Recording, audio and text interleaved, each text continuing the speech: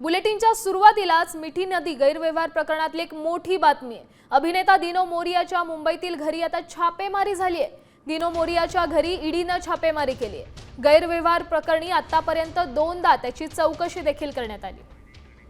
या संदर्भात अधिकची माहिती देण्यासाठी आपल्या प्रतिनिधी वैदेही काणेकर आपल्या सोबत जोडल्या गेल्या आहेत। नेमका हा गैरव्यवहार प्रकरण आहे काय?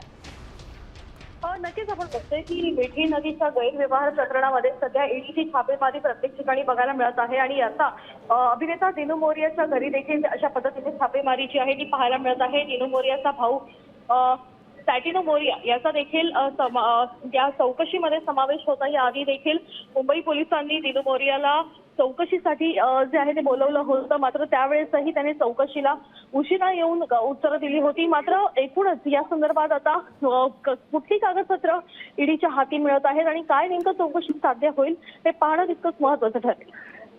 नक्कीच, धन्यवाद दिलेल्या या सविस्तर माहितीसाठी।